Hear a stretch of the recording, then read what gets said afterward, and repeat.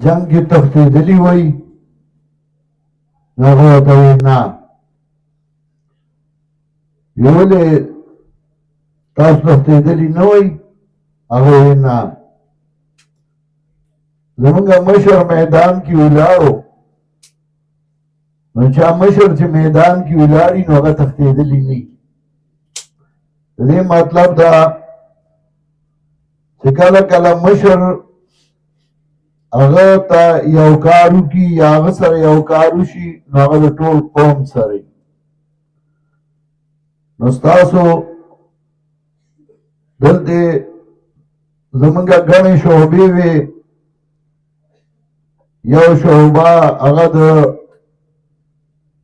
کشرانو د وړو وه چې هغې اوس ختم وشو دویمه شعبه هغه د علم طب وه چې په هغې کې طلباو علم طب زده کړ دریمه شعبه هغه د افتا وه چې مفتیان جوړ شو او هغوی کتابونه ولیکل او په مختلفو مسایلو باندې هغوی مقالې ولیکلې او څلورمه شعبه هغه د دوره حدیث وه پنځمه شعبه هغه د کتابونو ده درجې دي هغه په خپل ځای روانې دي دې دوه شعبې چې هغه یو د افتا وه او یو د دوره حدیث وه په دوره حدیث کې طلباو مو او طالبات هم وي د طالباتو دپاره به سبا هغوی ته دوپټې به سریږي چادرپوشي به کېږي او سند به د هغوی اخیستی شي او طلبا چې دي هغوی ته نن پټکي والی شي او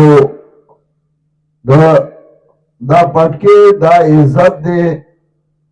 او دا جناب رسول الله صلی الله علیه وسلم موالد صحابی دا مصدر دا حاکم کی روایت راضی جناب رسول الله صلی اللہ علیہ وسلم صحابی لے پٹکے ہم بہو بعمامت سودا تور پٹکے ولہو بیایتنا اغا تور پٹکے لرکو ہم بہو بعمامت بیضا او بیای والسپین پٹکے وی هذا عرب و احسن دا عربیت سر برابر دا خستخکاری من باغا دوارو عملو کو نو منگا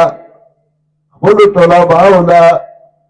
رومیال نا پٹکے چاہے کہ سپینم دے او تورم دے نو باغا دوارو باندے عمل راشی او دا نخوام دا زمنگا نو پخوابا په مومندو کې به وي چې د برګ رومیال نه پټکې والی او هغه زمانه کې شیخ القرآن قرآن مجیدونه تقسیم کړي په طلباو په جمع راوړي د هغې شنه پاڼه وه وی به چې برګ رومیال نه پټکې والی او شین قرآن ورڅخه نو یې وجنې دا پنځپیرې نو دا زمونږ نښه ده نو برګ رومیال نه پټکي هغه تاسو له وویل اوس به انشاءالله په دې دوره حدیث کې ستاسو دو مشرانو یو امیرو یو ناظمو او په افتا کې ستاسو دو مشرانو یو امیرو یو ناظمو دا څلور کسا د دوره حدیث امیر او ناظم د افتا امیر او ناظم هغوی له به استادان منګه پټکې وو او د نورو لا دا پټکي داسې ده چې منګه اووال